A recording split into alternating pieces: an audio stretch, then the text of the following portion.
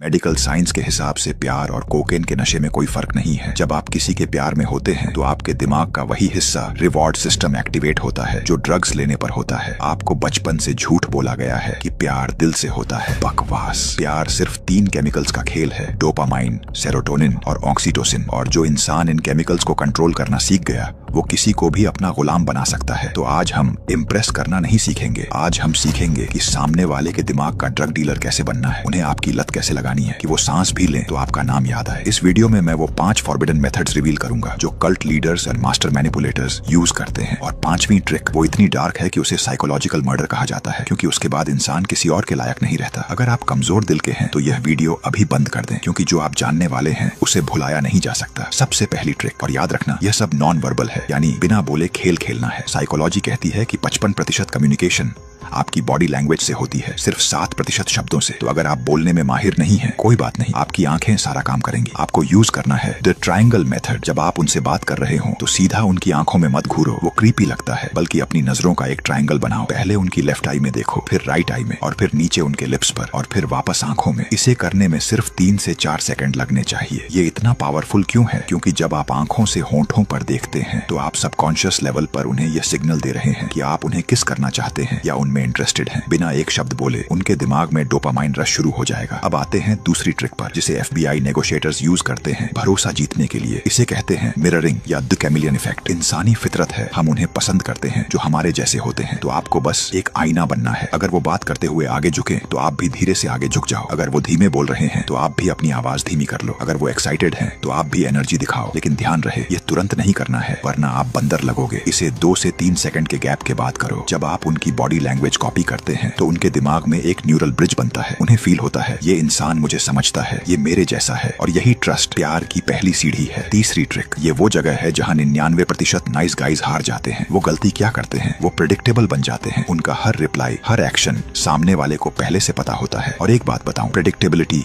Is boring. अगर आप चाहते हैं कि वो आपके बारे में 24 घंटे सोचे तो आपको यूज करना है पुश एंड पुल मेथड। इसे हॉट एंड कोल्ड भी कहते हैं। मतलब कभी उन्हें ऐसा फील कराओ कि वो आपकी दुनिया है, पुल, और अगले ही पल एकदम अजनबी बन जाओ, पुश। उन्हें बहुत सारा अटेंशन दो, गहराई से बात करो, और फिर अचानक गायब हो जाओ। मैसेज का रिप्लाई लेट करो, छोटे जवाब दो। यह चेंज उनके दिमाग में पैनिक और एंजाइटी पैदा करेगा। वो सोचेंगे क्या मैंने कुछ गलत किया, कल तो सब ठीक था, और बस इसी सोच में वो आपके दीवाने हो जाएंगे। यह ठीक वैसे ही काम करता है जैसे कैसीनो की मशीन। अगर आपको पता हो कि हर बार जीतोगे तो मजा नहीं आएगा, लेकिन जीतेंगे या हारेंगे का डर इंसान को एडिक्ट बना देता है। अब चौथी ट्रिक, ये थोड़ी डार्क है, लेकिन यह किसी को भी आपका गुलाम बना सकती है। इसे कहते हैं फिलिंग द वॉइड। हर इंसान के अंदर, चाहे वो कितना भी कॉन्फिडेंट क्यों ना दिखे, एक खालीपन होता है। किसी को अपने लुक्स पर डाउट है, किसी को अपनी इंटेलिजेंस पर, तो कोई अकेला महसूस करता है। आपको बस उस पेन पॉइंट को ढूंढना है और फिर वही एक इंसान बनना है जो उस दुख को भर सके। अगर उन्हें लगता है कि कोई उन्हें समझता नहीं है तो आप बोलो तुम्हारी बातें बहुत गहरी हैं, दुनिया तुम्हें नहीं समझती पर मैं समझता हूँ। उन्हें वो तारीफ, वैलिडेशन दो जो उन्हें अपने माँ बाप या दोस्तों से भी नहीं मिली। जब आप उनकी सबसे बड़ी इनसिक्योरिटी को पावर में बदल देते हैं तो आप उनके लिए सिर्फ एक पार्टनर नहीं, एक